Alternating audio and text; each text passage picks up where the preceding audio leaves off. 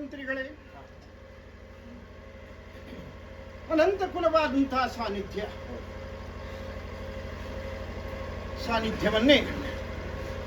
ಶುದ್ಧಾಭಕ್ತಿಯಿಂದ ನಂಬಿಕೊಂಡು ಬಂದಂತ ಯಜಮಾನ ಭಕ್ತವರ್ಗ ಇವತ್ತಿನ ದಿವಸದಲ್ಲಿ ನಂಬಿದಂತಹ ಯಜಮಾನ ಭಕ್ತ ಕುಟುಂಬ ಸಮಷ್ಟಿಯಾಗಿ ಸೇರಿ ಸಾನ್ನಿಧ್ಯಕ್ಕೆ ವೃತ್ತಜರನ್ನೆಲ್ಲ ಬರಮಾಡಿಸಿ ಪ್ರಧಾನ ಅರ್ಚಕರ ಮೂಲಕವಾಗಿ ಸಾನ್ನಿಧ್ಯ ಸಮ್ಮುಖದಲ್ಲಿಟ್ಟಂತಹ ಪ್ರಾರ್ಥನೆ ವಿಚಾರವಾಗಿ ನಂಬಿರತಕ್ಕಂತಹ ಭಕ್ತ ಕುಟುಂಬ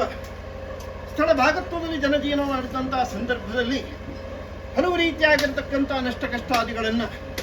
ಮಾನಸಿಕವಾದಂತಹ ವ್ಯತೆಯನ್ನು ಅನುಭವಿಸಿಕೊಂಡಂತಹ ಕಾಲಘಟ್ಟದಲ್ಲಿ ಪ್ರಾಜ್ಞರು ಸೂಚಿಸಿದ ಪ್ರಕಾರ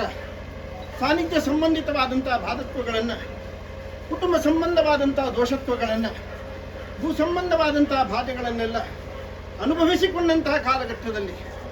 ಸಾನ್ನಿಧ್ಯವೇ ಕೊಟ್ಟಂತಹ ಸತ್ಪ್ರೇರಣೆ, ಪ್ರಾಜ್ಞರ ಮಾರ್ಗದರ್ಶನಾನುಸಾರ ಪ್ರಕಾರ ಸ್ಥಳ ಭಾಗತ್ವದಲ್ಲಿ ಸಾನ್ನಿಧ್ಯವನ್ನು ಆರಾಧನೆ ಮಾಡಿಕೊಂಡಂತಹ ಪ್ರಕಾರವಾಗಿ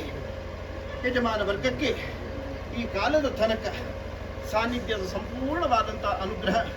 ದೈವತ್ವದ ಅನುಗ್ರಹ, ಅದೇ ಪ್ರಕಾರ ವೈಯಕ್ತಿಕವಾಗಿ ತಾನು ನಂಬಿಕೊಂಡು ಬಂದಂತಹ ಶಕ್ತಿ ದೇವತೆಯ ಉಪಾಸನೆ ಪ್ರತಿಫಲದಿಂದಾಗಿ, ಶಕ್ತಿ ದೇವತೆಯ ಅನುಗ್ರಹದಿಂದಾಗಿ ಜೀವಿತಾವಧಿಯಲ್ಲಿ ಬೇಕಾದಂತಹ ಧರ್ಮಕರ್ಮಗಳನ್ನು ಮಾಡಿಕೊಂಡು ಸಮಾಜಕ್ಕೆ ಸಂಬಂಧವಾದಂತಹ ಸ್ಥಿತಿಯಲ್ಲಿ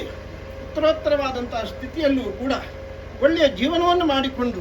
ನಂಬಿದಂತಹ ಭಕ್ತ ಕುಟುಂಬ ಈ ಕಾಲ ತನಕ ಸಾನ್ನಿಧ್ಯವನ್ನು ಶ್ರದ್ಧೆಯಿಂದ ಆರಾಧನೆ ಮಾಡ್ತಾ ಉಂಟು ಅಲ್ವಾ?